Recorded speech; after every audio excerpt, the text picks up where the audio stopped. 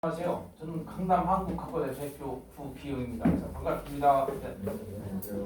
박수 한번 세게 한번 쳐주시고 오늘 저희가 오전 11시부터 설명회를 시작을 해서 7개 학교 이제 마지막 타임입니다.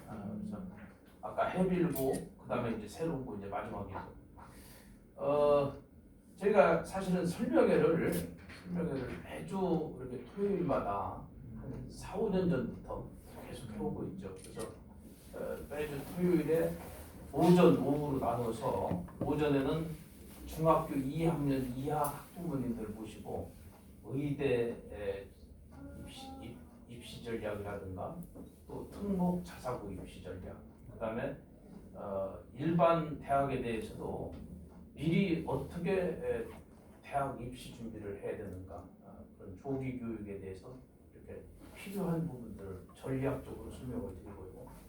그다음에 오후에는 보통 중3 학생들 학부모님들을 모시고 세종시 일반 고등학교를 어떻게 선택을 할 것인가, 또는 세종시의 일반 고등학교라고 할지라도 급속도로 지금 세종의 학력 수준이 지금 높아지고 있잖아요. 입시 실적도 좋아지고 있고 내신 경쟁도 치열하고, 그래서 미리 어떻게 준비를 해가지고 가야 되느냐 그런 부분을 가지고 설명회를 열고 있습니다.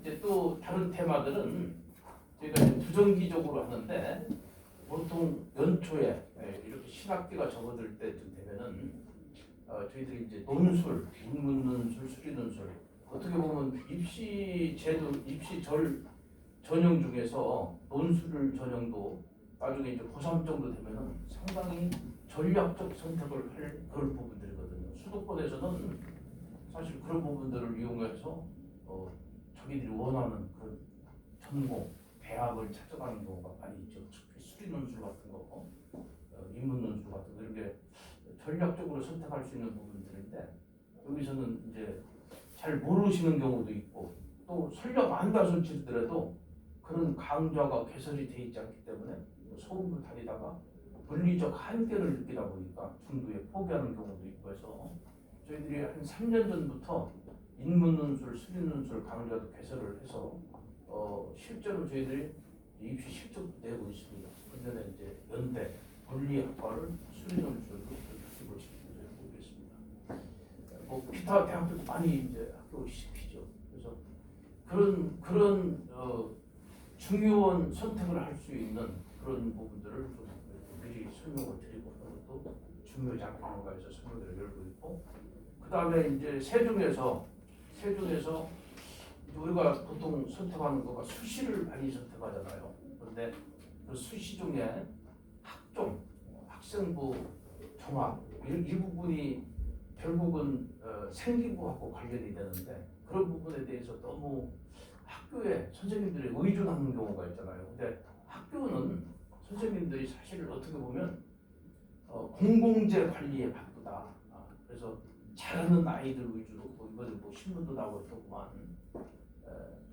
그게 이제 물론 교육이라는 측면에서 보면은 좀 바람직하진 않겠지만, 학교는 또 효율을 이렇게 또 생각하다 보면 선생님들 입장에서는 잘하는 아이들을 공공재로 보고 이렇게 또 학교의 명예를 드리블 수 있지 않겠느냐 해서 이렇게 관리하는 경우도 있고, 한데 그런 부분들을 학부모님들이 미리 아신다면 여러 가지 또 방법들이 있거든요. 그래서 그런 설명회를 이제 보통 2월, 3월에 2월, 3월에 이렇게 설명회를 갖고 있습니다. 그래서 저희들이 이렇게 설명회를 자주 하는 이유는 입시 실적은, 입시 결과는 사실 그건 입시 정보나 전략이 매우 중요한데, 그런 부분들에 매우 취약하고, 설령 뜻을 가지고 있다고 하더라도 이렇게 우리가 접할 수 있는 인프라가 매우 약해요, 세종이. 그래서 저희들이 초창기에 한 4, 5년 전부터 우리가 그런 거 한번 해보자 해서 이런 환경을 좀 한번 개척을 해보자 해서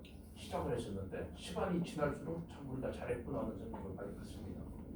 저희는 특히나 여기서 강의를 하는 선생님들이 직접 이렇게 설명을 하기 때문에 그야말로 현장에 맞는, 세종에 맞는 맞춤형 살아있는 이런 설명회를 할 수 있지 않겠느냐 해서 이제 만족감도 많이 높아지고 이러고 있는데, 얼마 전부터 한 3년 전부터는 아른동 주민자치회에서 공동으로 해서 이렇게 설명을 하고 있습니다. 그래서 매년 9월 첫째 주 토요일에 아름동뿐이 아니라 세종시 전 주민들 한 200여 분을 모시고 이렇게 설명을 해오고 있습니다.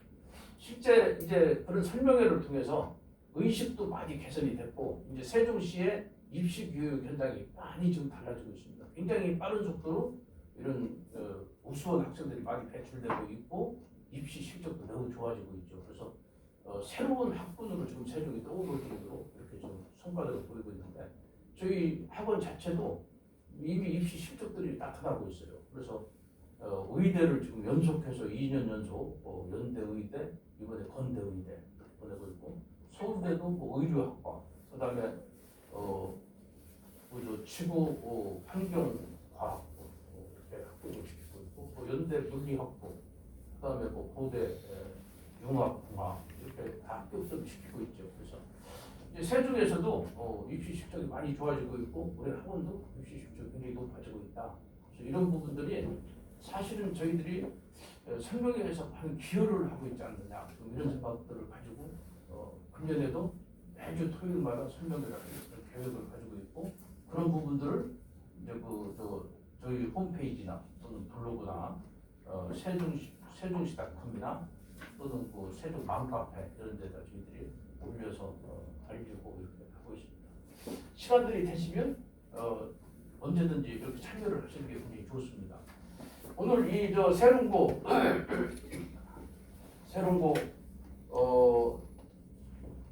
내신 전략 설명회도 같은 일환이죠.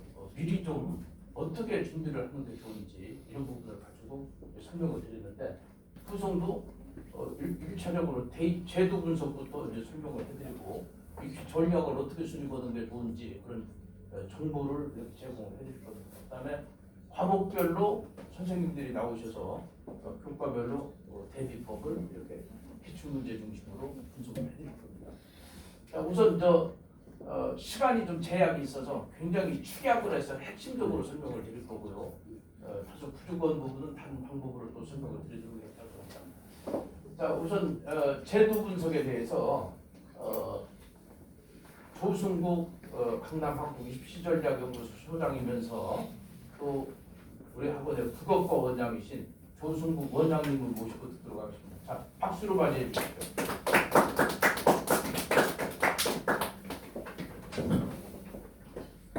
반갑습니다. 강남학부학원 입시전략연구소 소장 조승국입니다.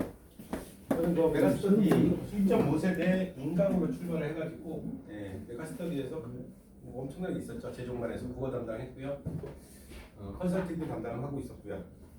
시간이 너무 없다 보니까 원래는 한 1시간 반에서 2시간 가까이 해야 되는데 오늘 좀 핵심은요. 과목별 학습 전략 요게 좀 무게중심을 좀 더 두다 보니까 좀 핵심만 아주 간단하게 좀 말씀드릴게요. 사실 이것만 아셔도 많은 정보를 얻어가시는 거라고 생각하는데요.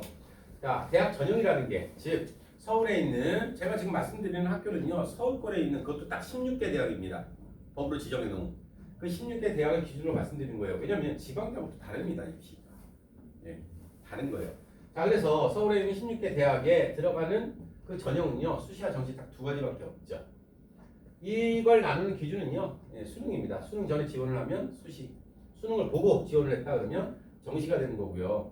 학생인 것 같은데 자, 세롱고 이제 들어갈 상황이잖아.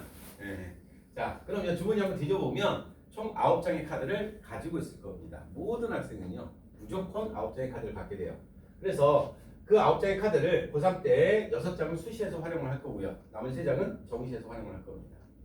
그런데 미리 결론부터 말씀드리면 1학년이 끝나면은요. 9장의 카드 중에서 즉 수시에 활용할 6장의 카드는요. 모두 휴지 조각이 됩니다. 어마어마하게 많은 학생입니다. 정말 안타깝죠.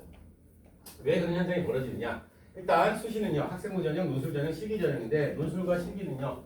제외를 해야 되겠죠. 예체능 학생들한테만 해당되는 거고 논술은 고3한테만 해당되는 거니까요. 자, 그런데 학생부 전형이 비중이 가장 큰데요. 수시에서 학생부 전형은 다시 교과 전형과 학종이라고 불리는 종합 전형 이렇게 다 두 가지가 있는 거죠. 교과 전형은요. 말 그대로 교과 내신입니다. 내신 3학년 1학기까지의 내신 총 평점이 나오게 돼요. 그러면 10번의 시험이겠죠. 1학년 때 1학기, 2학기 두 번, 2학년 때 1학기, 2학기 두 번, 3학년 1학기까지니까요. 그럼 총 10번의 시험을 보고 총 합산된 내신 평점이 나오게 되죠. 그 평점을 가지고 지원을 하는 게 바로 교과전형이에요. 그러면 뭐 지방대나 지방대 같은 경우에는 저 교과전형이 있겠죠. 근데 좀 많이 낮아도 상관이 없겠죠. 뭐 여기 만약에 대전대 우리가 BMW라고 조금 낮게 보는 좀 무시를 당하는 BMW 학교 같은 경우에는 현저하게 낮습니다. 현저하게. 자, 그런데 우리가 서울권이다 라고 얘기하면 어느 정도의 등급을 맞아야 되느냐, 대략 2.5등급 이대라고 보시면 될 거예요. 2.5 이내면 서울에 있는 주요 대학에 지원 가능선이다 라고 보시면 되죠. 여기서 0.1씩 올라갈수록 학교 레벨이 계속 달라지는 겁니다. 만약에 연고대다, 나는 무조건 연고대를 희망한다, 그럼 1점대 후반이 돼야 되는 거고요. 만약에 의치항, 의치항약수 이런 그런 거를 내가 희망한다, 그러면 1.5 이내에 있어야 되는 거고요. 그러면 대략 한 2.0 초반에 있다, 그러면 행복한 고민이 시작된다고 보시면 될 거예요. 교과에 지원할 학교는 넘쳐납니다. 넘쳐나요. 그러면 2.5라는 게 어느 정도 수준이 돼야 되냐, 2등급까지가 11%예요. 1등급이 4%고 3등급이 23%고요. 대충 한 300명이다 세ron고가 라고 한다면 12등, 전교 12등, 1등부터 12등 안에 있어야 돼. 1등급 11%니까 33등 안에 있어야 되는 거죠. 13등부터 33등까지 있어야지 2등급이죠. 그러니까 반에서 3등 안에 있어야지 2등급이라고 보시면 될 거예요. 3등을 벗어나면 2등급 받기가 쉽진 않겠죠. 굉장히 잘하는 겁니다. 2.5면이면 굉장히 상위권 학생이죠. 자, 이 정도 되면 교과에 지원하는 건데, 그럼 합격이 되느냐? 지원 가능선이라고 보시는 거죠.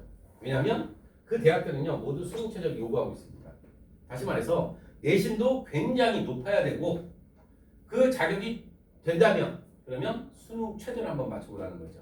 높은 대학일수록 수능 최저는 높게 설정돼 있죠. 이건 아무 의미가 없어요. 최저라는 거. 일단 서울에 있는 주요 대학들은요 최저라는 말이 무색하게 굉장히 높습니다. 상당히 높아요. 그래서 이제 현실적으로 말씀드리면 교과에 지원하는 학생들, 재학생들의 약 50% 이상이 수능 최저를 못 맞추고 있습니다. 지금 굉장히 우수 학생이죠. 그럼에도 불구하고 절반 이상은 수능 최저를 못 맞춘다. 그러면 납득이 안 되시잖아요. 이렇게 공부 잘하는 학생이 예를 들어서 2.0이다. 그러면 어마어마한 상위권인데 그런 학생이 수능 최저가 높다 한들 왜 그걸 못 맞추느냐? 내신만 준비한 겁니다. 수능을 전혀 준비하지 않은 거죠. 어떤 고등학교도 수능을 준비해주는 학교는 존재하지 않아요. 수능은 따로 공부해야 되는 겁니다.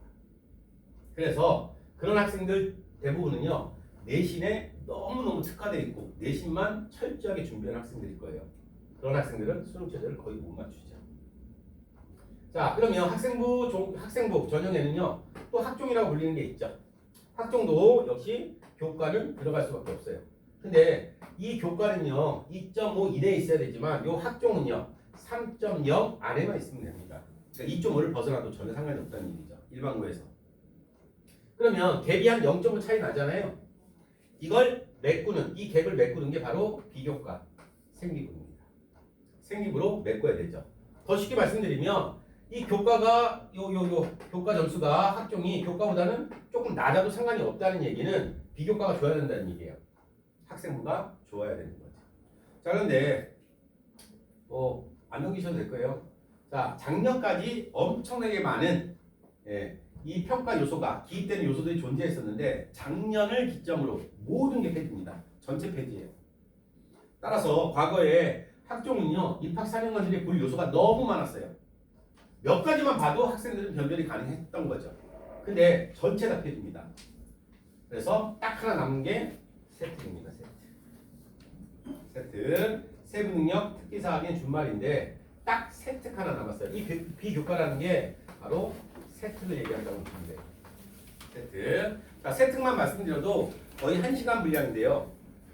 아주 정말 간단하게 말씀드리면 각 과목 선생님이 그 학생에 대한 어떤 학습 태도라든가 아니면 수행평가 내용을 기재해 주는 겁니다. 그러니까 모든 선생님이 다 써주는 거예요. 각 과목 선생님이. 그 학생을 평가해 주는 거죠. 그게 세특이죠. 과거에도 있었고 지금도 있는 건데 과거에는 세특보다 더 중요한 요소들이 엄청나게 많았던 거예요. 그러니까 저건 걷어보지도 않았는데 지금은 다 폐지된 상태에서 저거밖에 볼 게 없습니다. 이 박사님 것들이. 그러면 세특은 이제 어떻게 팁을 잠깐 드리자면 일단은요 수업 시간에 졸면 안 됩니다. 네, 그러면 끝이 아닙니다. 절대 선생님들이 좋은 세특을 써주지 않아요. 저 세특을 써준다는 건 선생님 엄청나게 신경 쓰이는 거예요. 에너지도 많이 들어가야 되는 거고요. 힘든 겁니다. 선생님들도요. 근데 수업 시간마다 존나 어떻게 잘 써줘요? 일반적인 내용만 써주겠죠. 거기에다가 더 좋은 세특을 만들려면 수행평가를 내줄 때요. 시험 끝나면 바로 수행평가 들어가요. 그때 빨리 전공을 설정해 놔야 돼요. 대학. 나는 무엇을 전공할 것이냐, 무슨 과를 갈 것이냐. 그 과와 수행평가 내용을 이렇게 접목시켜야 됩니다. 관련은 지어줘야 돼요. 왜냐하면 이 비교과에 있는 내용을 가지고 면접을 보게 되거든요. 근데 나는 내가 희망하는 게 뭐 예를 들면 역사학이다. 역사학과에서 나는 역사를 공부하고 싶다. 근데 역사와 관련된 아무런 수행평가의 결과물이 없어요. 말도 안 되는 얘기죠. 입학사정관들이 볼 게 없습니다. 무시해버리는 거죠. 어차피 입학사정관들이 그 학생을 평가하는 건 이 학생이 역사학과에 지원했어? 그렇다면 어느 정도 연구했어? 학교 다니면서 무엇을 조금 더 관심 있게 조금 공부해봤어? 보고 싶은데 아무것도 없다는 거죠. 그러면 광탈입니다. 자, 그런데 더 중요한 말씀 드릴게요. 자, 생기부 세특 중요하긴 한데 이거 3.0이라고 그랬잖아요. 이 예를 들어서 이미 3.5다, 4.0이다. 그러면 세특이 아무리 좋다 한들, 정말 좋다 한들 이미 여기서 결격사유가 발생한 겁니다. 볼 필요가 없죠. 이 세특을 아예 볼 필요가 없는 겁니다. 기본적으로 요 내신이 돼야 되는 거예요. 무조건 돼야 되는 겁니다. 자, 교과가 이 학종에서 내신이 막 2점대 5예요. 그러면 학종 괜찮죠. 3.0만 돼도 되는 건데. 그죠? 자, 이렇게 잘하는 학생들은요, 이상하게 이 생리부가 매우 좋습니다. 그러니까 이 교과와 비교과는요, 생리부하고 내신은요, 무조건 연동된다고 보시면 될 거예요. 무조건 연동입니다. 단순한 논리예요. 성적이 안 되는 학생들은 선생님이 에너지를 어마어마하게 소비하면서 이거 예쁘게 써준다 한들 아무 의미가 없어지는 거예요. 근데 성적이 좋은 학생들은요, 선생님이 조금 힘들지만 조금만 다듬어 준다면 이 학생은요, 우리 학교를 새로운 거를 빛낼 학생이에요. 입결이 좋은 학생이야. 당연히 신경 써야죠. 하물며 교무회 때 교장 교감이요, 선생님들 전체 다 모여 있잖아요. 그러면 자, 선생님들 각 반의 우수 학생들 조금만 더 신경을 써주세요. 뭘 신경 써줘요? 시험을 뭐 조작하는 것도 아니고 세특 잘 써주라는 얘기예요. 세특에 조금 더 신경 써라. 네. 어차피 그 학생은 선생님들이 세특만 조금만 다듬어 준다면 성적이 좋으니까 나중에 고3 올라가서 교과의 일부, 그 다음에 학종의 일부를 섞어서 쓰는 거죠. 따라서 당연히 교과도 이 순체도 마찬가지 높다 한들 일단 이게 돼야지 요것도 볼까 말까 하는 거잖아요. 이걸 맞추느냐 안 맞추느냐는 일단 여기서 통과가 돼야 되는 거죠. 일단 내신. 학종은요, 내신이 돼야 생기부가 좋은 겁니다. 당연한 거예요. 따라서 내신을 조금 더 신경 써야 되죠, 1학년 때는. 근데 아실지 모르겠지만 1학년 때가 가장 어렵습니다. 그건 세종고의 문제가 아니에요. 모든 세종고, 타 지역도 마찬가지예요. 고등학교 1학년 내신이요, 가장 어렵죠. 2학년은요, 조금 더 쉽습니다. 3학년은 내신이라고 할 게 없어요. 왜냐하면 1학년 때 이미 많은 학생들이 걸러져요. 걸러진다는 얘기는 1학년 때 이미 수시 포기입니다. 1학년이 끝나면. 왜냐하면 4.0을 벗어나 4.0이다. 4등급이다. 4등급 이상, 4등급, 5등급, 6등급, 7등급, 8등급, 9등급까지 있으니까요. 그러면 그런 학생이 예를 들면 내가 4등급이에요. 1학년 딱 끝났는데 4등급. 이 학생이 아이고 이러면 안 되겠다. 2학년 때부터는 정말 미친 듯이 한번 해가지고 어떻게든 끌어올려보자. 이 내신 평점을 4.0에서 어떻게든 끌어올려보자. 라고 진짜 독하게 마음먹고 진짜 했다 한들 끝난 거죠. 만회가 안 되는 겁니다. 별짓을 해도 안 되는 거예요. 어떤 방법을 쓰든 절대로 되지 않습니다. 절대로. 그러면 일단 서울권이라고 얘기를 하는 순간 나는 무조건 서울권이에요. 그러면 수시는 이제 6장은 의미가 없다니까요. 물론 저는 지방대 어디는 상관이 없어요. 라고 하면 끌고 가겠죠. 포기하지 않겠지만 제가 말씀드리는 건 아직 시작도 안 했으니까 서울권을 이렇게 말씀드리는 거예요. 그러면 이 정도 성적되면 아무 의미가 없습니다. 자, 그런 학생들이 이제 끝나면 정시로 눈을 돌리겠죠. 정시는 많이 뽑습니다. 45%의 모집 비율을 가지고 있어요. 많이 뽑죠. 여기는 55%니까요. 근데 이렇게 많이 뽑는 것도 16개 대학만 그렇습니다. 법으로 정해놨죠. 딱 지정해놨습니다. 너희 이 대학 너희들은 정시로 45%를 반드시 모집해라. 나머지 학교들은요. 지방대 아예 없고요. 지방대는요. 정시로 모집하는 비율이 거의 없습니다. 전부 다 수시예요. 그다음에 서울권에 많은 대학들, 그러니까 16개 대학이 아닌 더 많은 대학들은요. 정시 전형이 20%가 안 돼요. 다 수시로 뽑죠. 미리 뽑습니다. 근데 16개 대학 이름만 되면 다 아는 대학 누구나 가고 싶어하는 그 16개 대학은요. 법으로 지정해놨어요. 정시로 뽑아라. 그럼 정시는요. 무조건 수능 100입니다. 수능만 잡으면 정시 꼴찌도 다 들어갈 수 있는 거죠. 어느 대학이나.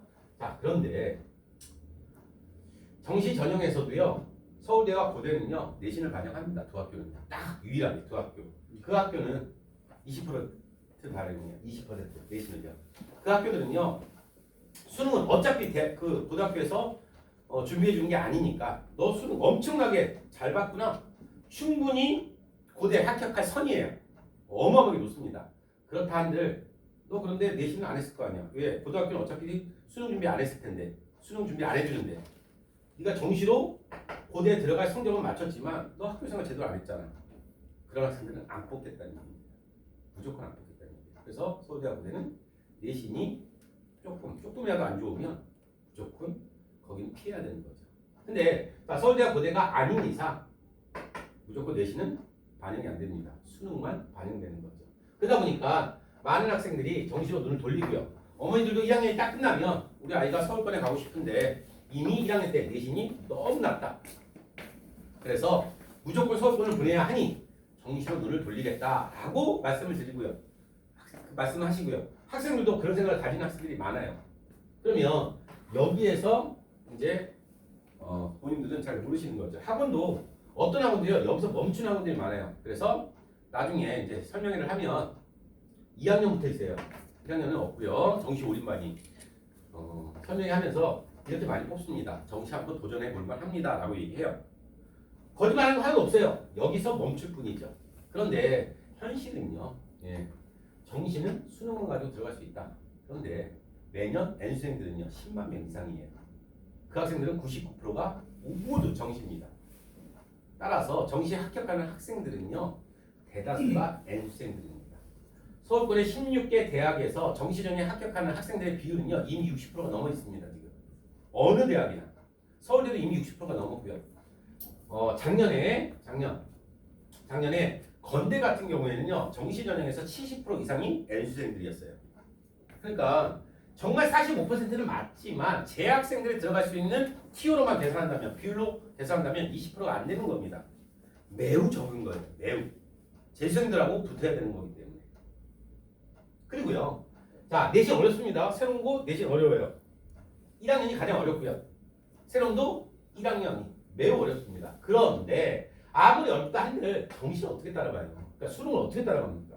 수능이 훨씬 어렵죠. 내신 안 되는 애가 더 어려운 공부를 하겠다? 이것도 모순이고요. 티오도 너무 적고요. 무조건 수시로 승부를 봐야 되는 겁니다. 내신으로 승부를 봐야죠. 어떻게 됩니까? 그래서 대략 제가 뭐 2.5, 학종 3.0이라고 했는데 아무리 양보해도요. 1학년이 딱 끝나는 순간 3.0 안에만 있어야 됩니다.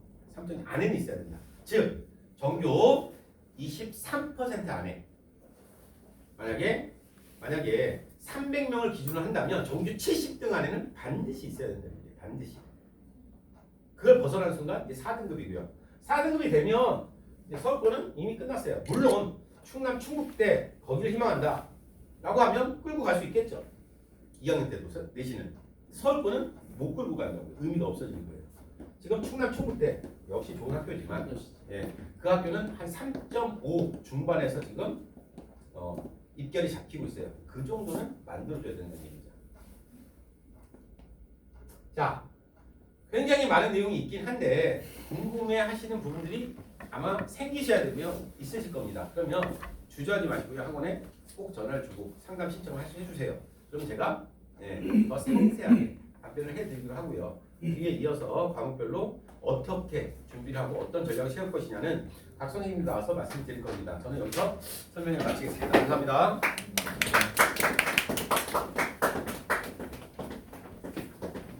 어떻게 이해들이 되세요? 도움이 좀 되시나요? 오늘 사실 저 새롱고가 신청이 한 20명 가까이 됐었는데 무슨 일인지를 잘 모르겠어요. 노쇼가 많이 나가지고 어쨌든 저 소수 정예로 해서 정성껏 하겠습니다. 집중해가지고 이렇게 들으실 수 있게요. 지금 저 이제 사실은 오늘 아까도 말씀을 드렸지만 많은 설명회를 하다 보니까 축약해서 핵심 중심으로만 이렇게 말씀을 드려야 되니까 다소 좀 부족한 부분들, 아쉬운 부분들이 있을 수 있거든요. 그래서 별지에 보시면은 상담 신청서가 있습니다. 그래서 그 신청서를 보시면 저희가 그걸 이따 작성을 하셔가지고 나가시면서 제출을 해주시면 저희가 순차적으로 연락을 드려서 입시전략연구소가 상설 운영되니까 거기서 개별 상담을 이렇게 진행을 해드릴 겁니다. 그래서 작성을 제출해 주시고요.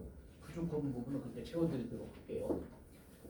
이제 교과별 내신 대비를 어떻게 할 것이냐 담당 선생님들이 나오셔서 여기 진행을 할 겁니다. 저희가 운영은 교과 운영은 수학 같은 경우는 학교별 반을 편성하지 않습니다. 그레이드별로 반을 편성해서 선생님들이 이렇게 운영을 하시고요. 그 다음에 이제 국어하고 영어는 새로운 반이 별도로 있습니다. 그래서 그 담당 선생님들이 따로 있고요. 그런 선생님들이 나오셔서 진행을 하실 거고요. 수학은 전원 선생님을 모시고 듣도록 하겠습니다. 자, 전원 선생님 모시겠습니다. 박수로 맞이해 주시죠.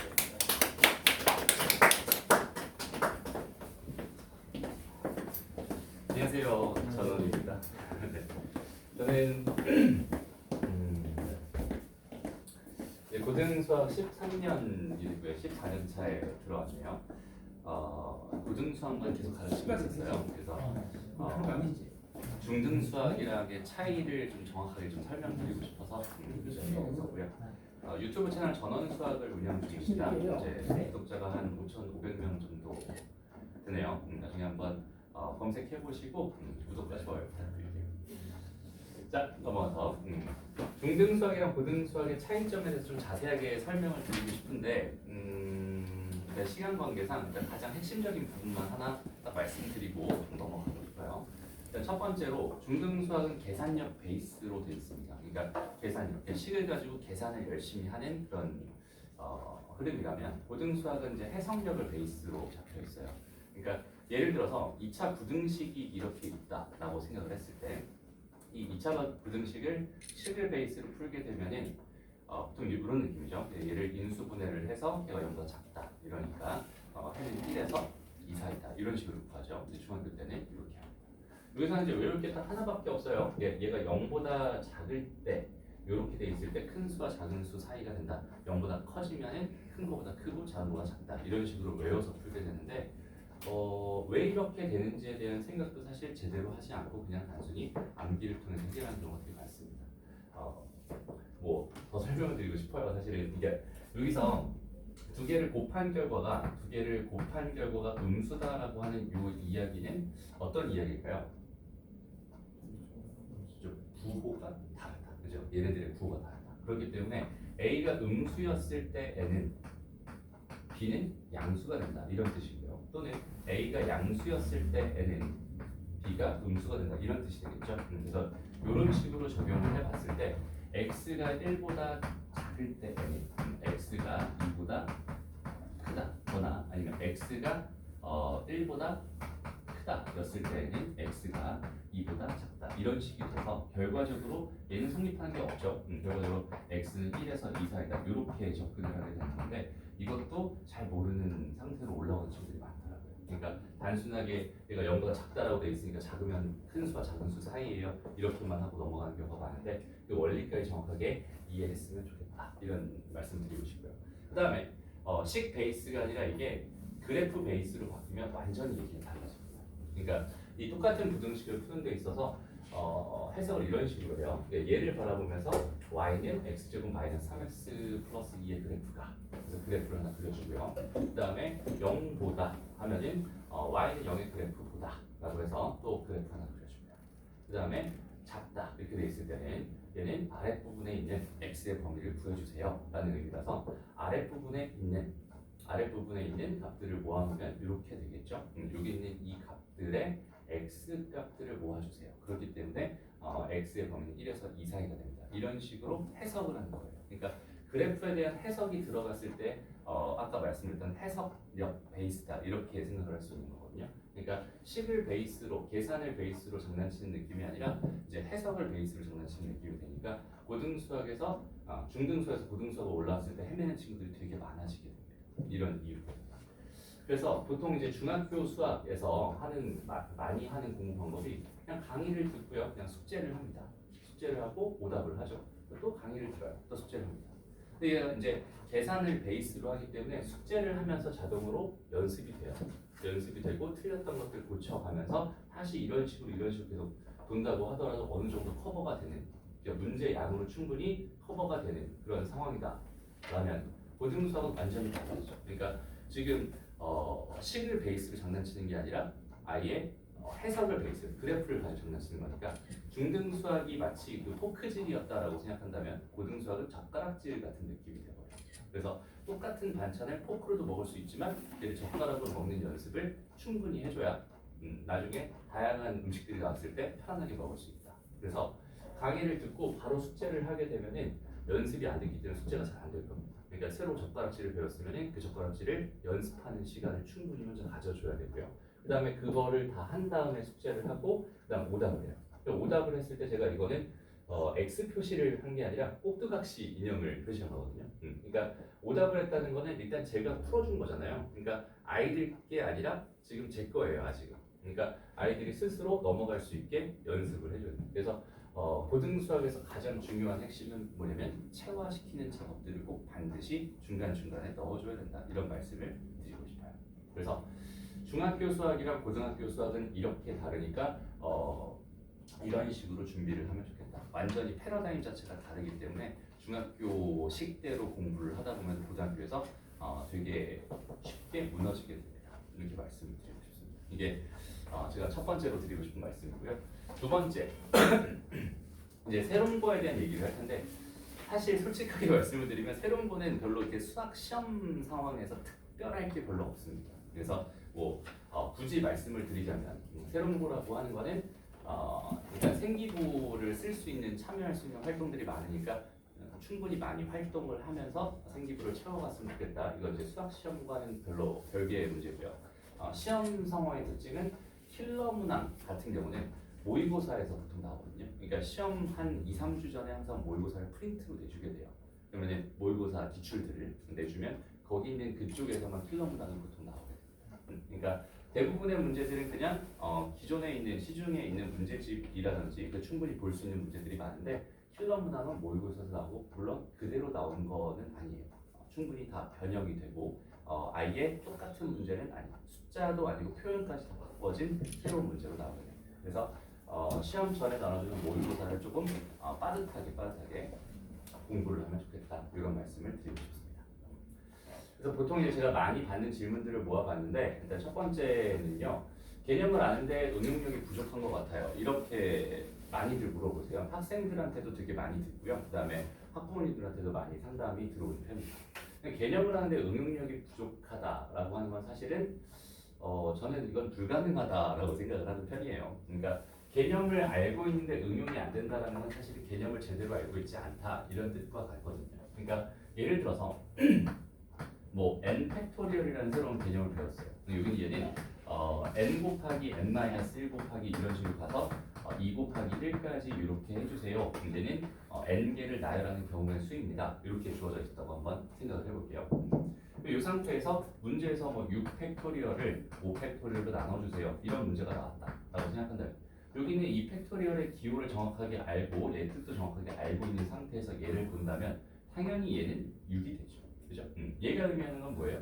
6 곱하기 5 곱하기 4 곱하기 2 곱하기 1이에요. 그죠? 얘는 5 곱하기 4 곱하기 2 4 곱하기 2 곱하기 1입니다. 그러니까 약분돼서 결국 6 하나만 남을 거예요 라고 생각하는 거. 이거 생각이 어렵진 않거든요. 그러니까 개념을 있는 그대로 적용을 해서 활용하는 거. 그를 사고력이라고 한다면 수학은 사실 사고력을 키우기 위해서 배우는 과목이잖아요. 그래서 열심히 개념을 익히고 그 개념을 적용하는 연습을 충분히 해줌으로써 사고력을 키워서 응용력까지 같이 키워주는 그런 느낌이면 좋겠어요. 그러니까 제일 많이 비교되는 게 이제 창의력이라고 하죠. 창의력.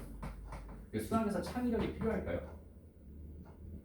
이 창의력을 어떻게 정의하느냐에 따라 좀 다를 것 같긴 한데 제가 봤을 때 이런 느낌이에요. 그러니까 5팩토리얼, 6팩토리얼 이렇게 있었을 때 얘를 창의력을 발휘해서 풀겠다라고 하는 거는 보통 이제 느낌표로 한번 약분해 볼까? 얘는 6분의 5분의 6이 되겠지? 네, 이런 식으로 생각하는 거. 이런 게 창의력이 아닐까요? 그러니까 수학이라고 하는 건 되게 정확한 과목이잖아요.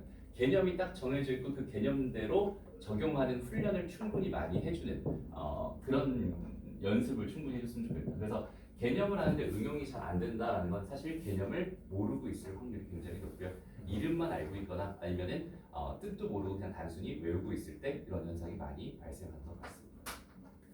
두 번째, 베이스가 없어요. 중학교 수학부터 공부할까요? 이렇게 또 많이 물어보는데 이건 보통 이제 2학년 학생들이 많이 물어보게 돼요. 그러니까 1학년 학생들은 일단은 베이스가 없으면 그냥 처음부터 시작하면 됩니다. 근데 그렇다고 중학교 수학부터 시작하기 조금 힘들죠.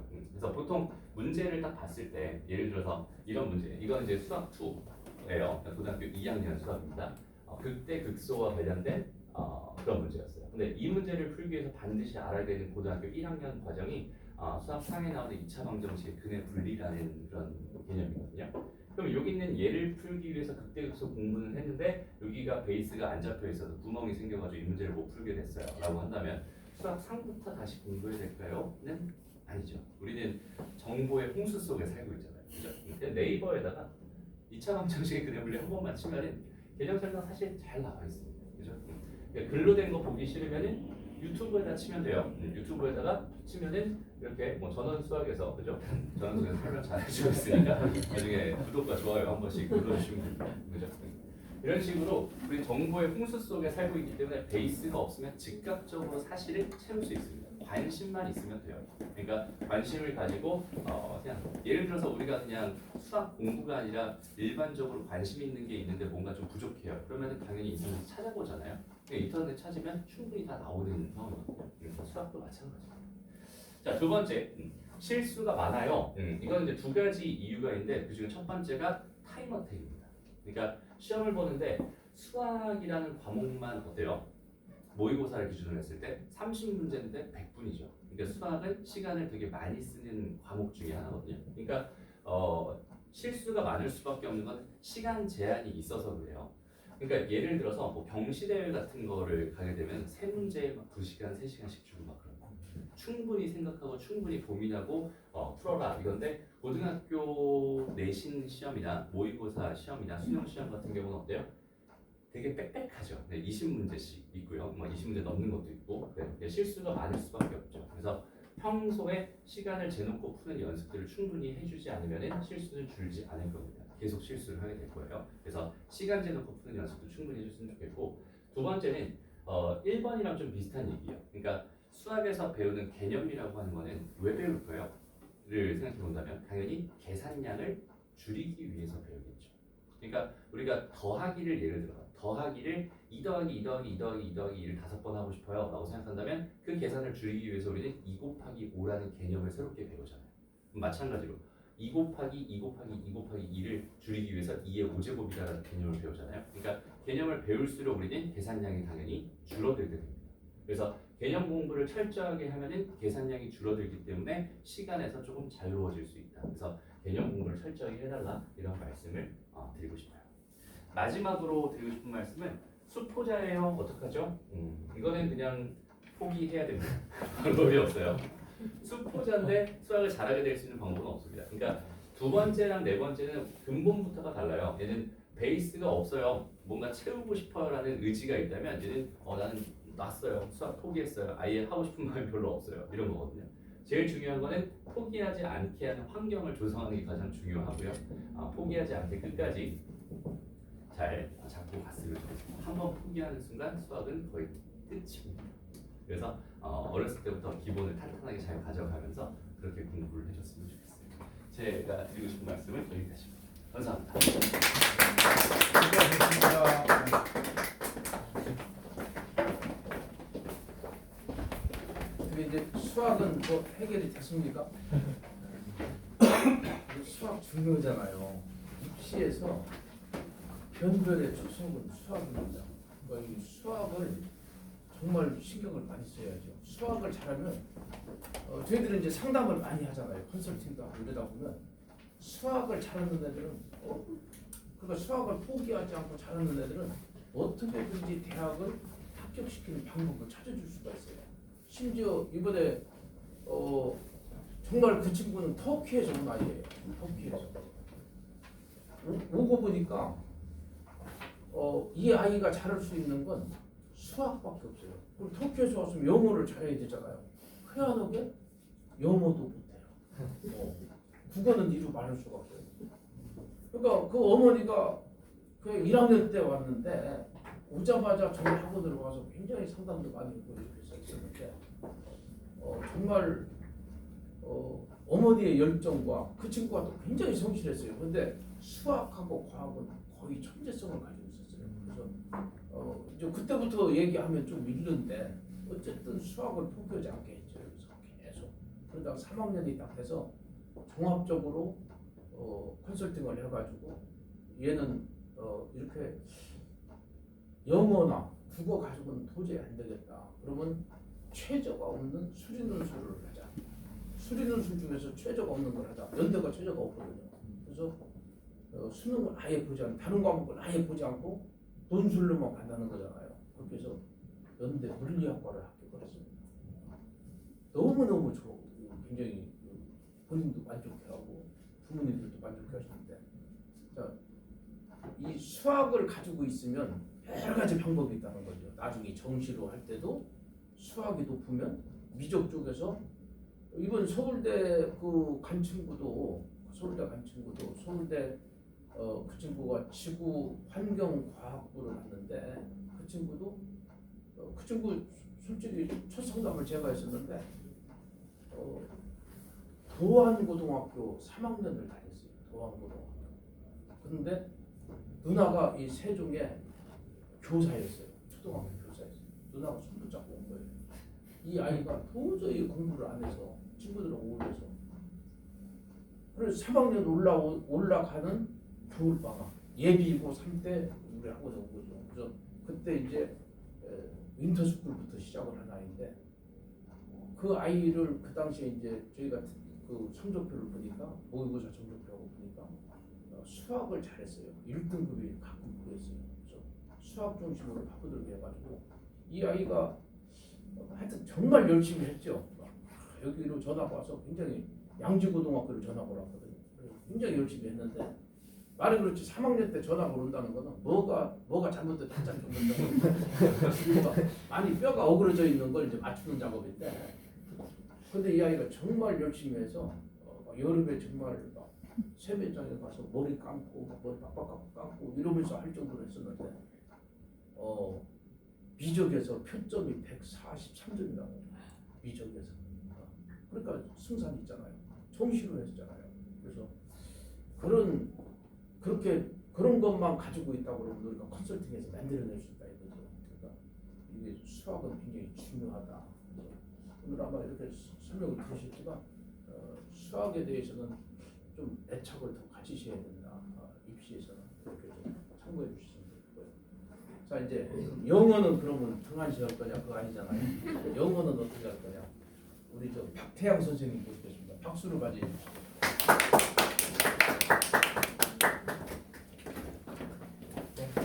안녕하세요. 네. 새로운고 8기 신입생 입시 설명을 맡은 박태양 강사입니다. 제 소개 짧게 하고 넘어가겠습니다. 저는 한양대학교를 졸업했고요. 그다음에 저는 지문 분석이나 문제 분석 이런 걸 좋아하고 또 잘해서 메가스터디에 이원주 선생님과 강기철 선생님의 연구원으로 일했고요.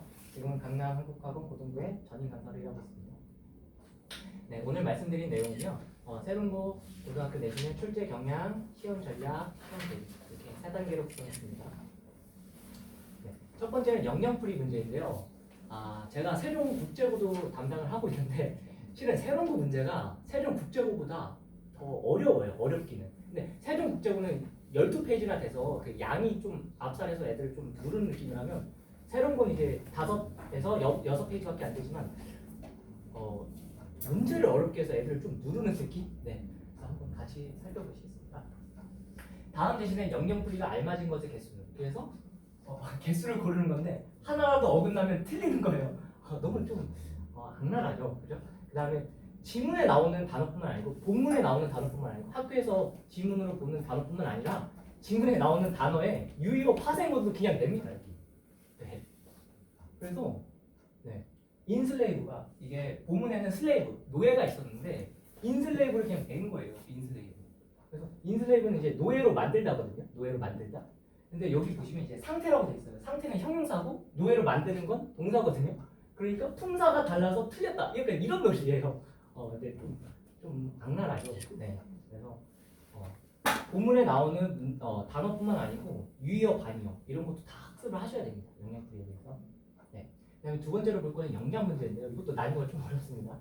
자, 본문에는 이렇게 밑줄 그어져 있는데 이 본문과 똑같은 뜻으로 영작을 해봐 이런 뜻인데 그럼 당연히 본문에는 이게 있으니까 이걸로 영작을 해야 되는데 이거는 아이들이 처음 보는 문장인 거예요. 그날 가서 이 단어들을 가지고 어법에 맞게 영작을 해야 되는 거죠. 네. 그래서 단순 본문 암기만으로는 해결이 불가능한 시험입니다. 약간 어렵게 나와서. 그래서 이걸 쓰려면 이제 가주어, 진주어. 그래서 가주어인, 진주어를 써야 되는데 여기 보시면 이제 어치빙이 있는데 동명사는 가주어, 진주어를 잘 쓰지 않아요. 그래서 어치빙을 to 어치브로 바꿔야 되는 이렇게 나옵니다. 네. 그 다음에 is 다음에는 is, happy처럼 이제 형용사가 나와야 되는데 여기 possibly 부사가 나오니까 possibly를 possible 이렇게 형용사로 바꿔서 영작을 해야 됩니다. 그러니까 문법을 잘 하는 상태에서 이걸 조건에 맞게 영작하는 훈련을 해야 되는 거죠. 세종 국제고도 이렇게 안 돼요. 이게 좀 뭔가 잘못됐는데. 네. 그 다음에 세 번째로 볼 문제는 영영일치 추론 문제입니다. 그래서 단순한 수준의 일치 문제입니다. 이제 본문도 그대로 나오고 그다음에 영영 이렇게 그래서 북아메리카에서 가장 추운 지역 이런 식으로 고르는 건데 근데 일일이 다 찾아가야 됩니다. 이게 이 지문의 길이가 긴데 북아메리카에서 가장 추운 위치는 막 이러면서 다 찾아가야 됩니다. 시험 시간에. 그러니까 애들이 시간이 부족할 수밖에 없는 시험이죠. 그래서 주로 이제 고유명사, 북아메리카의 가장 추운 지역, 시베리아의 그 자연 서식지, 이런 식으로 주로 고유명사나 숫자, 최상급 표현들이 있는 정보를 묻고 있습니다. 그래서 그리고 이제 여기에서 이 글이 있으면 빌 게이츠가 말한 것도 있고 루민 에잇이 말한 것도 있고 막 이러는데 빌 게이츠가 말한 건가 아니라 루민 에잇이 말한 거라서 틀렸다 이런 식으로 돼요. 그래서 인물 발화자가 다른 것을 막 활용합니다. 그러니까 다 찾아가셔야 돼요. 야 암기해서 풀 수 없고 찾아가서 이건 이렇게 써 있으니까 이건 틀렸어. 이런 식으로 다 확인하셔야 됩니다. 왜냐면 디테일하게 묻고 있기 때문에. 네. 그다음에 네 번째 어법 개수 문제인데요. 이것도 수능에서는 그냥 단어 하나하나에 밑줄만 그어놓고 이거 맞아 틀려 이렇게만 하고 있는데 새로운 거 내신에서는 그냥 문장에다 밑줄 친 다음에 이 문장 맞아 틀려 이렇게 내고 있습니다. 그러니까 문장 전체를 다 체크해서 맞았는지 틀렸는지 다 봐야 되고 게다가 어떻게 내냐면 개수로 냅니다. 그래서 헷갈리고 이거 맞은 건데 틀린 걸로 봤어요. 그럼 이제 가는 거예요. 다른 걸 다 밖에 봤어도. 그래서 개수를 맞춰야 하기 때문에 하나라도 제대로 파악하지 못하면 틀리게 됩니다. 네. 이렇게 새로운 거 시험이 어렵고요. 네. 빈칸 변형 문제가 있는데요. 여기 본문에 빈칸을 뚫어놓고 이제 변형해서 내는 건데 본문에는 이제 인바운드 안쪽으로 집으로 들어가는 개미들은 무거운 짐을 들고 있으므로 방향을 바꾸기 어려워서 집에서 바깥쪽으로 나온 개미들이 비켜준다 이런 내용인데 이거랑 가장 비슷한 선지가 3번 선지예요. 3번 선지. 근데 여기서는 인바운드 엔트인데 여기서는 아웃바운드 엔트로 바꿔냈죠. 그래서 틀렸어요. 이거 3번은 오답 선지고 다른 선지를 골라야 돼요. 이거랑 비슷한 내용이에요. 이런 식으로 좀 함정을 많이 파고 좀 어렵게 내고 이렇게 해서 변별력을 유지하고 있습니다. 그래서 원래 문장을 그대로 찾는 것이 아니고 변형된 선지 중에서 같은 의미를 골라야 됩니다. 그래서 단순 암기로는 망할 수밖에 없는 시험입니다. 네, 그런 시험이고요. 저 요약해드리면 영영풀이가 나옵니다. 영영풀이. 그래서 근데 지문에 나오는 단어뿐만 아니고 지문에 나오는 단어의 유의어, 파생어 등도 나오기 때문에 이 모든 것에 대해서 준비가 되어 있어야 됩니다. 이미 알고 들어가야 돼요. 영영풀이. 그 다음에 지문에 나오지 않은 문장을 주어진 단어들로 변형해서 영작해야 됩니다. 그러니까 본문 암기만으로는 되지 않습니다. 그래서 문장 구조, 어법 개념을 바탕으로 해서 주어진 단어를 변형해서 스스로 영작하게 해보는 훈련을 하셔야 됩니다. 훈련을 하고 들어가야 됩니다. 그다음에 어법 개수 찾기 문제. 이것도 진짜 악랄한데요. 어법에 대한 체계적인 정리 및 숙달은 당연하고요. 어법 문제풀이 절차에 대해서 훈련을 하고 들어가야지 가서 이제 실수 없이 맞춰낼 수가 있습니다. 그다음에 영영일지 추론 문제인데요. 시험 범위 모든 지문에 대해서 영영일지 변형 문제를 하면서 변형 문제를 풀어보면서 이 정보는 약간 여기 있었어. 이 정보는 여기 있었어. 그래서 내용이 좀 익숙하게 해서 가서 좀 수월하게 풀 수 있도록 이렇게 대비를 해야지 안정적으로 1등급이 나오는 그런 시험입니다. 네. 그래서 제가 생각하는 해결책은요. 해바라기라고 하는 건데요. 제 이름이 태양이라서 이제 이 문제집만 보면 된다. 이런 마음으로 만들었습니다. 그래서 여기에는 영영풀이 문제, 빈칸 맥락성 어휘 변형 문제, 어법 개수 찾기 문제, 영영일지 추론 문제 하고 세론고에 필요한 모든 문제들을 아이들이 필요하다고 생각하는 모든 문제들을 다 담았습니다. 그래서 이것만 푸시면 됩니다. 그래서 그렇게 해서 해바라기로 지었고요. 이것만 풀면 된다는 의미에서. 그다음에 저희가 이제 단어 테스트를 볼 때 애들이 이제 영작을 해야 되는데 자꾸 영어 단어 한글 때 이렇게만 외워서 영작하는데 좀 애들이 힘들어해요. 그래서 저는 이제 잘 보일지 모르겠지만 이제 한글 뜻을 주고 영어를 쓰게 해요. 영어를 쓰게 하고 그래서 스스로 영단어를 꺼내 쓰는 훈련을 하게 합니다. 영작 대비를 위해서. 그다음에 단순 1대1 대응이 아니라 수배, 부탁 이런 식으로 아니고 표현 속에서 영어를 받아들이게 합니다. 그래서 공연에 가다 하면 attend a performance 이런 식으로 해서 덩어리로 좀 외울 수 있게 그래야지 기억이 또 오래 남습니다. 그다음에 한 번 보고 까먹는 것이 아니고 누적 복습을 합니다. 아이들이 오늘 이걸 100점 맞았다고 해도 내일 보면 또 50점밖에 못 맞아요. 인간의 기억력이 원래 그렇습니다. 그래서 누적 복습을 해야 됩니다. 제가 오늘 만약에 애들한테 단어 데이 30을 보게 하면 1부터 30까지 다 쫙 다시 다 봐야 됩니다. 그래서 단순 암기를 넘어서 익숙함의 경지까지 가야 됩니다. 그래서 애플은 단순 암기한 건가요? 아니면 익숙한 단어인가요? 애플이라고 하면 사과라고 말하기도 귀찮잖아요. 그냥 받아들이는 거죠. 그래서 고일 수준의 단어에 대해서는 그 정도까지 가줘야지 수월하게 대비를 할 수 있습니다. 그다음에 어법 개념에 대한 체계적인 정리 및 숙달인데요. 고등 어법에 필요한 모든 개념을 7장으로 체계적으로 정리 및 요약해서 이거를 이제 수동적으로 보고 암기하는 것이 아니라 그냥 능동적으로 백지복습 자기가 가진 개념을 써보게 합니다. 이렇게. 그래서 빵꾸난 부분이 없도록 이렇게 하고요. 그다음에 한 번 배우고 잊어먹는 것이 아니고 올 때마다 그냥 반복합니다. 그래서 애들이 어법 개념을 갖고 놀 수 있도록 그 정도까지 만듭니다. 그리고 관리 및 클리닝인데요. 애들이 일주일에 한 번, 많으면 2번 정도밖에 학원 안 옵니다. 그럼 이제 애들이 몰아서 해요. 그래서 어쩔 수 없잖아요. 애들이니까. 아이들이니까.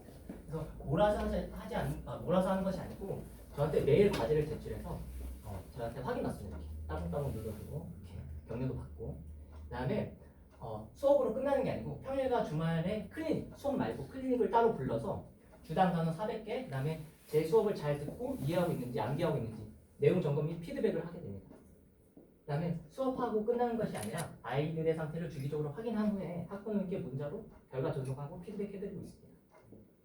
네, 이거는 학생들의 후기인데요. 네, 브로셔 맨 마지막에 보면 학생들의 후기 있어서 좀 부끄러워서 시간 되시면 읽어보시면 감사하겠고요. 마지막으로 말씀드리고 싶은 말은 아이들의 인생을 걸고 보는 시험에서 투머치 너무 과한 건 없습니다. 지금까지 제가 말씀드린 거가 이 정도까지 해야 돼? 이 정도까지 해야 됩니다. 네, 인생이 걸린 시험이기 때문에. 그래서 제가 드릴 수 있는 모든 자료와 모든 방법과 모든 전략을 드리겠습니다. 네, 그래서 저한테 꼭 수업을 듣지 않아도 좋으니까요. 뭔가 궁금하신 거나 이런 거 있으면 이제 제 번호나 아니면 강남한국학원 번호에 문의 주시면 친절하게 상담 드리도록 하겠습니다. 감사합니다.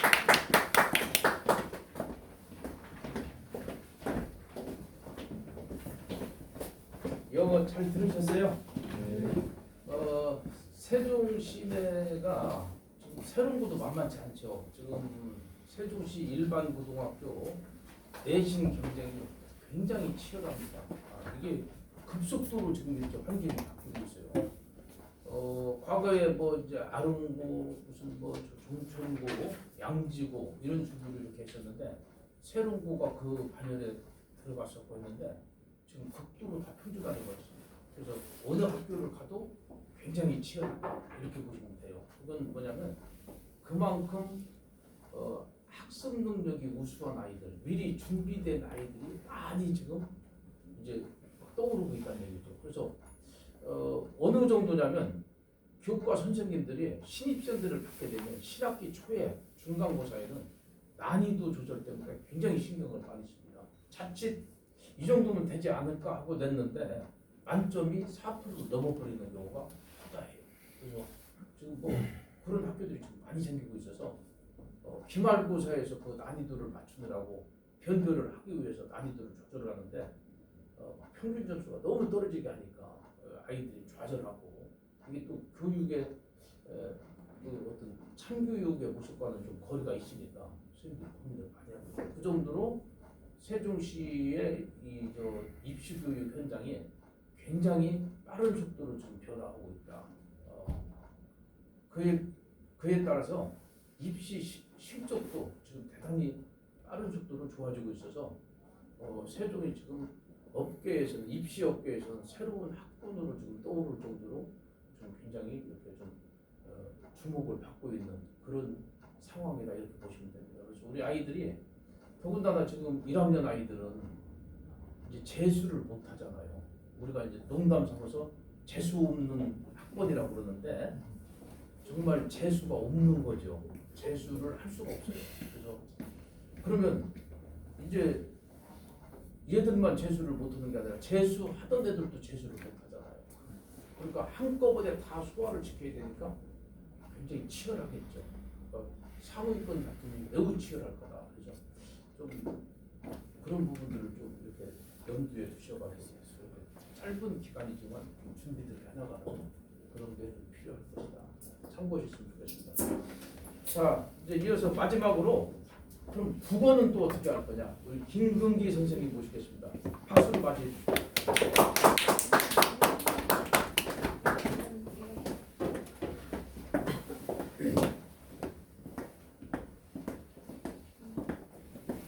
저는 사롱고등학교 국어 설명회 맡은 김근기 변호사입니다. 목차는 다음 네 가지로 준비했는데 각자 본문 들어가서 하나하나 말씀을 좀 드리겠습니다. 이 첫 번째는 일단 좀 고등국어에 대해서 간단하게 좀 설명을 드리고 싶은데요. 고등국어가 이제 어떤 걸 공부하는지 이제 세부적으로 따지면 사실 이제 굉장히 많이 있겠죠. 뭐 문학만 해도 그 안에 세부 관리가 굉장히 다양하게 존재하니까. 근데 크게 이렇게 네 개로 분류를 해보자면 이 독서, 문학, 화작, 언매 이렇게 총 네 가지 영역인데 이게 모의고사나 수능을 기준으로 한다면 위인 독서나 문학이 이제 공통 영역이고 밑에 있는 화법, 작문, 언어와 매체 둘 중에 하나를 이제 선택 과목으로 가져가게 됩니다. 근데 이제 내신이 이제 아무래도 가장 관심이 많으시잖아요. 내신에서는 물론 이제 1학년 고등국어에는 이 독서와 화법, 작문에 해당되는 것도 있기는 하지만 사실은 큰 변별 요소는 안 됩니다. 그래서 이 문학 안에서 이 다양한 갈래 혹은 이제 문법 사실은 고1이면 특히 이제 사롱고등학교라면 이 문법에서 가장 먼저 좀 변별을 시도하니까 여기 좀 집중해 주시면 좋겠습니다. 그 다음은 이제 고등국어가 그 중등국어와 어떤 지역이 다른지를 간략하게 좀 말씀드리고 싶은데 이게 그 제가 생각하는 차이점을 좀 핵심 위주로 좀 적어놨거든요. 이 중등국어 같은 경우에는 아마 학생들이 이제 거의 직면까지 있었을 텐데 그 사실 이름이 국어라고 붙어있기는 하지만 국어적인 능력이 필요한가? 라는 생각을 좀 했을 때 물음표가 좀 뜹니다. 왜냐하면 중등국어 시험지는 시험 범위 내에서만 출제가 되거든요. 이제 학교 선생님께서 말씀하신 것 위주로 물론 이제 뭐 모든 내용을 다 말씀하시진 않겠지만 큰 틀에서는 말씀하신 내용 위주로 시험에 출제되기 때문에 사실 학습이 암기 위주로 이루어질 수밖에 없습니다. 뭐 어떤 특정한 시를 공부하게 된다면 그 시 내부에 존재하는 어떤 주제라든지 혹은 정서 태도라든지 혹은 상황 그 안에 쓰이는 표현법, 운율 형성 요소 이런 것들을 사실 싸그리 다 암기하고 들어가면 그 요소 안에서 이제 시험지는 문제가 다 구현될 수밖에 없습니다. 그래서 제가 이제 사실은 중요한 능력을 밑에 간단하게 좀 써놨는데 첫 번째는 이제 노력이 중요하다. 사실은 어떤 이해 능력이나 어떤 머리가 얼마나 좋은지를 평가하는 게 아니라 얼마나 엉덩이를 의자에 오래 붙이고 있었는지 그래서 노력과 기억력이 중요한 시험이다. 그래서 이름은 국어이기는 하지만 배우는 게 국어의 내용이기는 하지만 국어적인 능력이 필요한가에는 약간 물음표가 뜬다. 근데 사실 고등국어는 시험 범위가 물론 정해져 있고 특히 세론고 같은 경우는 교과서를 좀 많이 쓰는 학교에 속하기는 한데 교과서에 있는 내용만 출제되진 않습니다. 외부 지문을 아주 적극적으로 사용하고요. 또 알려주지 않는 내용, 학교에서는 수업을 A 정도로 간략하게 간추려서 했는데 실제 시험 문제를 한번 들여다보니까 학교에서 수업해준 내용 플러스 알파로 이것저것 많이 붙여가지고 출제하는 편입니다. 그래서 사실은 학습을 할 때도 애초에 암기 위주로 학습을 하는 게 아니라 어떤 이해를 하고 작품에 있는 내용을 이해를 하고 그 다음에 계속 문제나 혹은 어떤 이 서술한 문장에 적용을 해보는 그 적용 위주의 학습이 좀 필요합니다. 이게 사실 중요한 능력을 제가 이렇게 써놨습니다. 이게 문학이라고 하더라도 읽고 이해하는 능력, 어떤 보기에 쓰이는 내용이나 이 발문에 쓰이는 내용을 읽고 이해하는 능력이 가장 많이 필요하고요. 이 논리적으로 응용할 수 있는 능력 이런 것도 좀 추가적으로 필요합니다. 제가 좀 이 예시를 간단하게 좀 같이 부모님들과 해보기 위해서 이 작품을 하나 좀 가져왔는데요. 그 다음 페이지 보시면 윤선도라는 사람이 쓴 만흥이라는 연시의 일부를 제가 가져왔습니다. 아마 이제 그 부모님들도 좀 들어보셨을 텐데 윤선도라는 사람이 어떤 분인지 좀 들어보셨죠? 저 작품이 이 만흥 제목이 뒤에가 흥자가 흥이 난다 할 때 흥이거든요. 저 만자가 이제 흩어지다 할 때 만자인데 자연 속에 묻혀서 그 자연을 즐기면서 굉장히 이제 재밌게 살고 있는 그런 작품입니다. 가장 마지막 수를 제가 끌고 왔는데 한번 읽어보겠습니다. 강산이 교타한들 내 분으로 누웠느냐 이렇게 쓰여 있습니다. 저 강산은 이제 한자를 간단하게 보면 강과 산을 의미할 테니까 이제 자연을 의미하겠죠. 자연 속에 묻혀서 자연이 좋다. 하지만 내 분수로 누웠느냐 이렇게 쓰여 있습니다. 그럼 사실 저 말을 어조를 한번 읽어보면 자기의 분수에 맞게 여기에 지금 누워있는 게 아니다 라고 읽히죠. 그럼 사실 내가 자연 속에 즐기고 있는 거 맞는데 이게 지금 누구 덕분으로 여기 누워있는 거냐. 그 중장을 보시면 임금 은혜를 이제 더욱 아노이다 이렇게 쓰여 있습니다. 은혜라는 건 현대어에서도 많이 쓰는 단어니까 아마 아실 텐데 왼쪽에 혹시 임군이 어떤 뜻일까요? 그렇습니다. 임금이라는 뜻입니다. 그래서 내가 지금 여기 너무 좋은데 내 분수로 누운 게 아니라 임금님 덕택에 이 자연 속에서 즐길 수 있게 됐다 라는 이야기를 여기 써놨습니다. 그리고 맨 마지막 종장을 보시면 내가 아무리 그 은혜를 갚고자 하여도 해올 길이 없애라. 그러면 갚을 길이 없애라. 그만큼 은혜를 너무 깊게 입었다 라는 뜻으로 사실은 마무리됩니다. 이걸 학교에서 사실은 유명한 작품이기 때문에 내신 시험 범위로 외부 지문으로 많이 사용하거든요. 근데 만약에 일반적인 해석만 따라간다고 한다면 자연 속에 묻혀서 너무 좋아? 근데 임금님 너무 감사해. 근데 내가 자연 속에 있는 게 너무 좋으니 임금 곁으로 다시 갈 수는 없어. 그러니까 은혜가 크게 있기는 했지만 다시 벼슬로 나아갈 생각은 없어. 이게 사실은 일반적인 해석입니다. 근데 사실 이 중등국어라고 한다면 그 차원에서 벗어나는 문제는 출제되기가 사실 많이 힘든데 이 고등국어에서는 응용력과 적용력을 놓기 때문에 보기에 윤선도의 삶에 관련된 이야기를 깔 수 있습니다. 윤선도는 굉장히 능력이 뛰어난 신하였지만 정치 싸움에서 그렇게 많이 승리한 사람은 아니었거든요. 그래서 아주 억울한 이유로 여러 차례에 걸쳐서 유배를 가게 되었는데 그럼 그때 순간순간에 윤선도라는 사람이 내가 펼치고 싶은 뜻, 지향하고 싶은 내용이 있는데 그게 실제로 이런 유배 때문에 펼치지 못했다. 그럼 못다 이룬 꿈이 있다에 관련된 내용을 만약에 보기에 실어준다면 해석이 완전히 달라집니다. 결국에는 자연 속에 묻혀있다 너무 즐겁다는 내용만 이야기하면 되는데 왜 굳이 임금 이야기를 꺼냈지? 그리고 임금의 은혜를 갚는다라는 언급을 왜 한 거지? 혹시 속세에 대한 미련이 있는 거 아니야? 라고 180도로 이 해석이 바뀌고 실제로 모의고사에는 정답이 그렇게 출제되기도 합니다. 그래서 고등학교 국어는 중등국어와는 달리 내가 어떤 내용을 배우고 해당 내용을 암기하고 시험지에 갖다 그냥 쏟아붓는 그런 시험이 아니라 내가 배운 내용은 이건데 네가 나한테 추가 자료를 이걸로 준다고? 그럼 이 두 개를 연결해서 이렇게 판단을 내려야겠고 이렇게 순간순간의 논리적인 판단 능력이 중요합니다. 그래서 고등국어는 그걸 학습하게 됩니다. 이제 그 다음 섹터로 좀 넘어가고 싶은데 그 고등국어에 관련돼서 간단하게 좀 말씀을 드렸으니까 이제 이 세론고등학교가 이제 어떤 식으로 출제되는지 간략하게 좀 설명드리겠습니다. 저는 총 3가지 파트에서 좀 특이점을 봤는데요. 이 근처에 이 세종시에 이 소재하고 있는 다양한 학교들 중에 제가 생각하기로는 가장 교과서를 사랑하는 학교가 아닌가라는 생각이 듭니다. 그래서 교과서 위주로 좀 많이 출제가 되는 편인데, 근데 아까 말씀드렸다시피 이 시험 범위를 짜는 것은 보통 이제 이 교과서 아래에 있는 작품 위주로 좀 짜는 편이긴 한데 여기 지금 보시다시피 이 범위는 교과서지만 문제 유형은 모의고사형으로 출제합니다. 예를 들어서 저희 이제 뭐 토론이나 토의와 같은 아주 뭐랄까 곁다리 약간 중요하지 않은 그런 내용을 이제 쭉 시험 범위로 출제를 하고 알려주고 그다음 시험 문제로는 그것들을 다 엮어서 유형을 모의고사 문제 유형으로 출제합니다. 그러니까 사실은 그 안에 있는 내용을 암기한다고 하더라도 모의고사 유형의 문제풀이 익숙하지 않은 친구들은 내가 아는 내용임에도 불구하고 문제를 막 3문제 중에 2문제 틀려오고 그런 경향이 많이 있습니다. 또 하나 제가 이제 수업 준비를 1년 동안 쭉 하면서 이제 느낀 건데 그 교사용 지도서, 교사용 교과서가 출판사에서 이제 선생님들에게 다 제공이 되거든요. 거기에 쓰여 있는 이 출판사의 서술을 굉장히 많이 쓴다는 겁니다. 시험 문제 선택지. 그래서 그거 위주로 많이 대비를 하면 될 것 같고, 이 두 번째는 사실은 서술형 출제가 굉장히 많이 이루어진다는 점인데요. 서술형은 사실은 학생들이 막연한 두려움을 가지고 있기는 하지만 막상 연습만 제대로 하면, 그리고 본인이 제대로 뭐 자신감만 있으면 그렇게 어렵진 않습니다. 근데 이 세론고 시험지는 보통 이제 하나의 시험지에 7문제에서 8문항 정도로 서술형을 출제하거든요. 그 중에는 아주 간단한 단답형으로 쓸 수 있는 문제들도 있지만 제가 좀 이따 보여드리다시피 킬러 문항들도 있습니다. 그래서 어떤 식으로 서술형 킬러를 출제하는지는 제가 좀 이따 보여드리겠습니다. 그 다음에 이건 약간 좀 낯선 워딩일 수 있는데, 화작과 문법이 어렵다는 게 아닙니다. 어렵진 않은데 굉장히 이 깊은 애정을 가지고 있습니다. 학교 선생님들이. 그래서 문법도 매번 빠지지 않고 출제하고, 비중은 이제 한 시험지에서 3분의 1 정도를 이제 차지하고, 심지어 이제 마지막 기말고사 같은 경우에는 문법 플러스 이제 화법 작문만 거의 이제 시험 범위의 80% 이상을 차지할 정도로 이 선택 과목 유형에 대해서 굉장히 많은 애정을 가지고 있다는 거. 그래서 여기에 관련된 이 풀이법도 좀 익혀야 될 것 같습니다. 그 다음에 이제 시험지를 제가 간단하게 예시를 좀 보여드리고 싶은데, 이게 방금 제가 말씀드린 그겁니다. 여기에 지금 실내는 잘 안 보이시겠지만 여기 있는 것들이 그 교과서 학습 활동이 실려 있는 거예요. 근데 이런 형태로 실려 있지 않습니다. 짤막짤막하게 이 내용이 본문에 실려 있고, 또 다른 본문에 이런 것들이 실려 있고, 얘도 마찬가지로 학습 활동이 이 정도가 실려 있고, 그 다음에 이어서 이게 실려 있고, 그런 식으로 이제 이 교과서에 짤막하게 이 토막으로 실려 있는 건데, 이것들을 학교 선생님이 이제 능력을 발휘하셔서 모의고사 형태로 쫙 간추려 줍니다. 그리고 선택지들도 이 수능 모의고사에 출제되는 지점들을 주로 묻는, 뭐 예를 들어 비언어적, 반언어적 표현이라든지 이 중간중간에 자료의 활용이라든지 이런 것들을 굉장히 이제 모의고사 형태로 많이 묻는다. 그래서 새롬고 친구들은 내신 기간에는 내신에 맞게 열심히 공부를 해야 하기는 하겠지만, 평소에 이제 이런 선택 과목 훈련들도 많이 진행을 하고 있습니다. 그래서 내신도 모의고사 형태로 묻는다는 거.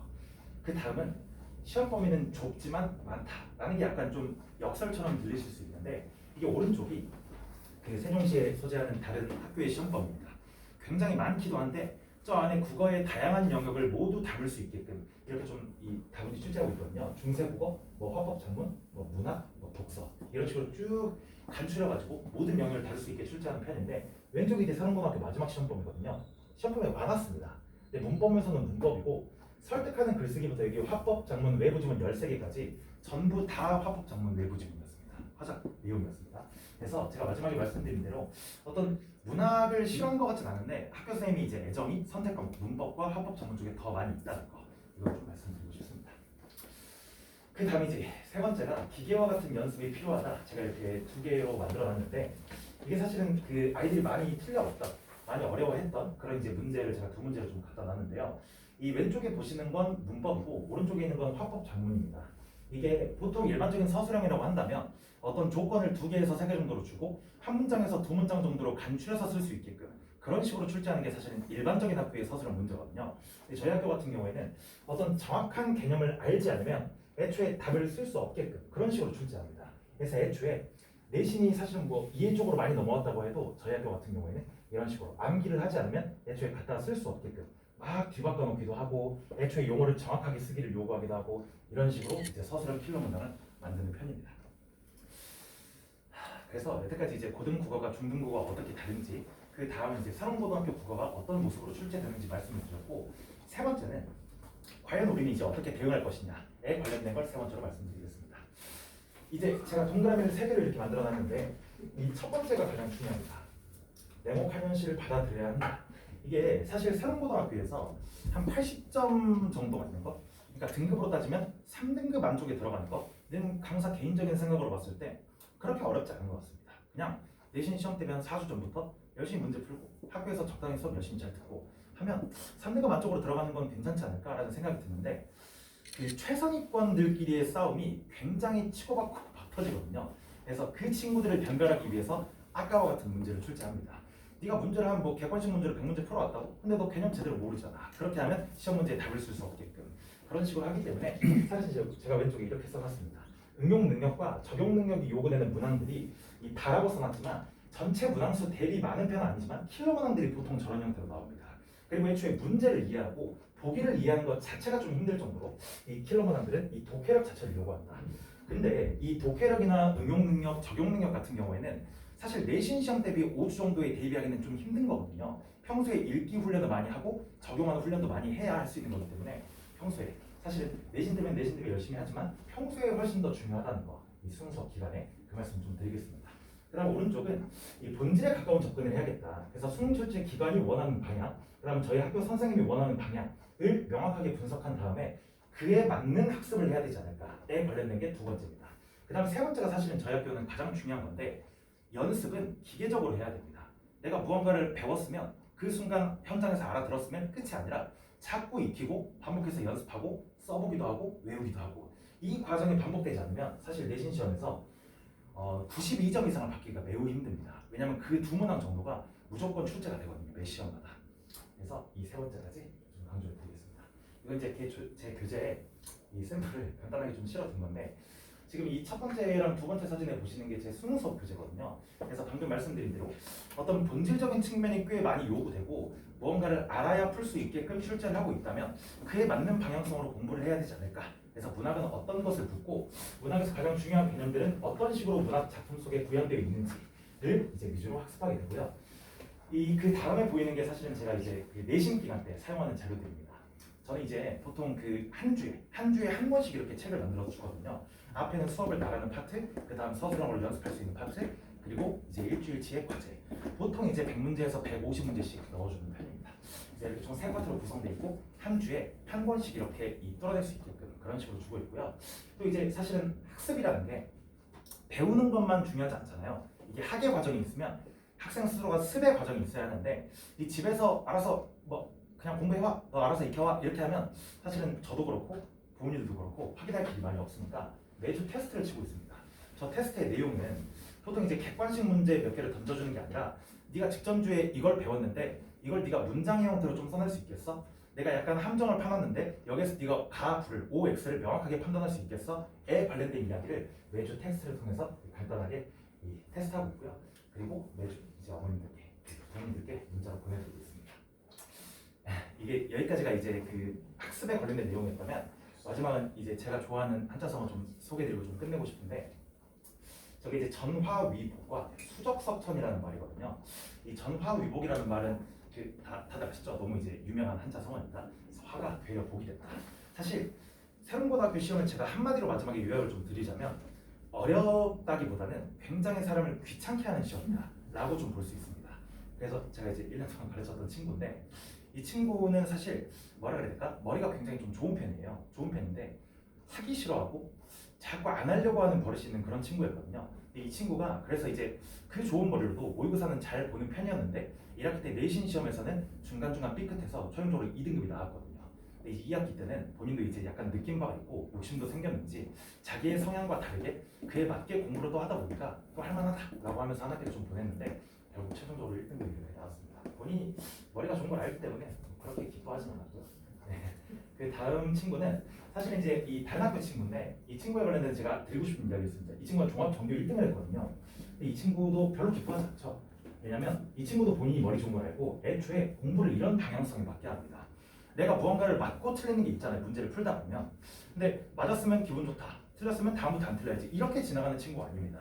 맞다 틀리다는 그 다음 문제고 내가 지금 이 문제를 풀 때 이 단어를 보고 이런 생각까지 해봤는데 혹시 그렇게 생각해도 괜찮은 거냐? 그건 좀 선을 넘은 생각이냐? 이런 것까지 하나하나 생각하는 친구거든요. 저런 식으로 공부하는 친구는 사실은 학교 유형이 상관이 없습니다. 그냥 잘할 수밖에 없고 다른 친구들 150문제씩 막 숙제로 풀어낼 때 저 친구는 나는 딱 50문제만 풀게요 하면서 50문제만 풀어온 친구인데 결국 이제 저렇게 좋은 성과가 나왔다는 거. 그래서 사실은 저런 식으로 공부를 해도 문제량은 그렇게 밀리지 않고 이해를 하고 그걸 적용하고 이제 응용하는 방향성만 제대로 잡으면 훨씬 더 좋은 성과를 낼 수 있다. 그럼 제가 이제 수적석천이라는 말을 간단하게 좀 드렸는데 제가 정말 좋아하는 말입니다. 떨어지는 빗방울도 바위를 뚫을 수 있다라는 말이거든요. 이 친구는 사실 1학기 때 저랑 계속 같이 했던 친구인데 정말 열심히 했습니다. 제가 보기에는 그 학교 전교 1등보다 무조건 열심히 했을 거예요.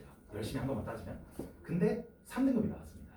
이 종합으로 해서 심지어는 수행평가를 꽤 잘 봐서 3등급을 마무리한 거지. 거의 4등급 같은 3등급인데 그렇게 열심히 했는데 결과가 안 나오면 사실은 좀 좌절할 만도 하고 공부 던져버리고 싶기도 하고 그럴 거잖아요. 근데 이 친구는 방학 때 저랑 이야기를 하면서 내가 이러이러한 점이 부족했다. 내가 노력을 했다고 본인을 믿기는 했는데 부족했던 점이 이것저것 보인다. 그 다지고 내 이야기보다 더 잘하겠다라고 이야기하더라고요. 최종적으로 이렇게 떴습니다. 그래서 본인의 실력이 지금 머리가 좋든 안 좋든 지금 현재 국어 실력이 얼마나 누적돼 있든 안 돼 있든 상관없이 노력 여부에 따라서 이 내신 시험은 얼마든지 결과가 바뀔 수 있다는 거. 심지어 하나의 시험에서도 이 중간 과정에서 많이 바뀔 수 있다는 거. 이 말씀 마지막으로 좀 드리겠습니다. 그래서 제가 1년 동안 세롱고등학교를 쭉 맡아서 했는데요.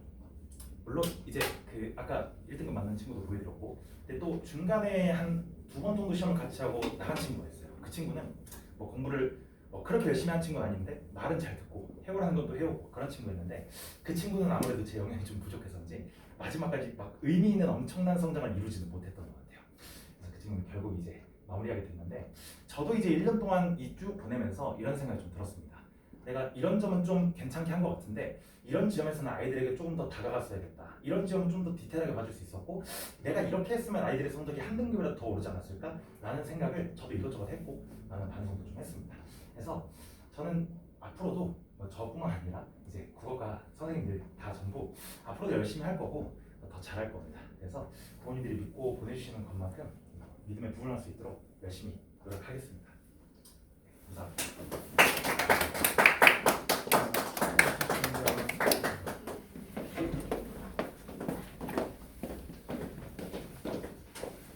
국어 잘 들으셨죠?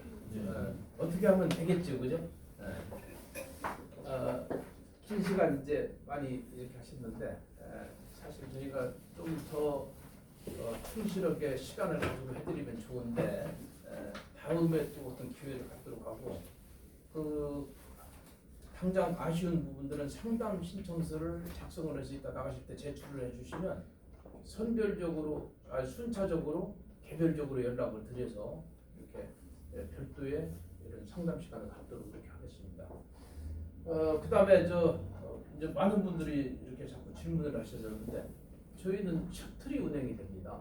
그래서 세종시 입시 학원으로서는 유일하게 세종시 전 지역 동단위에 노선이 다 편성이 돼 있어요. 그건 뭐 저희들이 처음에 왔을 때부터 그렇게 했던 학원이라서 그렇게 차질 없이 운행이 되니까 이용을 하시면 되고요. 셔틀비가 별도 부과되지 않습니다. 이용을 하시면 되기 때문에 뭐 새로움이 멀다고 그렇게 생각 안 하셔도 됩니다. 이제 그 선별계를 마치면서 저는 이제 상담을 많이 합니다. 컨설팅을 많이 하고 이렇게 해서 이제 학생들하고 이제 학부모님들 그런 어떤 심리 이런 부분들을 처리하는데, 지금 이 시점쯤 되면 학부모님들이 굉장히 급해집니다. 마음이 이제 급해지고 뭔가 막 조바심이 나고 하다 보니까 심정 같으면 부모님들이 직접 시험장에 가고 싶은 기분이잖아요. 근데 그런 여건은 안 되고 결국은 우리 아이들이 잘해야죠. 그러니까 우리 아이들이 잘하게 만들 수 있는 거, 그게 굉장히 사실 지혜가 필요합니다. 거기에는 저희들이 이렇게 상담을 해보면 많은 학생들 중에 부모님들의 사랑을 확신하는, 부모님들의 믿음을 확신하는 아이들은 절대 부모님들을 외면하지 않아요. 부모님들 뜻을 외면하지 않아요. 그러니까 그런 부분들이 아까 뭐 좋은 사자성어를 얘기하다 보면 마찬가지죠. 관심과 사랑도 오랜 기간 이렇게 변함없이 꾸준히 이렇게 믿음을 가지고 주시게 되면은 우리 아이들이 성적도 올라갈 수 있다. 그래서 너무 밀착해서 급한 마음으로 관리를 아이들을 지도하실 게 아니라 조금 거리를 두고, 그래야 보이는 게 더 많아요. 등잔 밑이 어두우니까 조금 떨어져서 보면 등잔 밑이 다 보이잖아요. 그래서 이렇게 좀 거리를 가지고 이렇게 좀 관여를 해주시면, 이렇게 관리를 해주시면 좋은 성과를 거두지 않을까 이렇게 생각합니다. 자, 마치겠습니다. 긴 시간 수고하셨습니다. 자, 감사합니다.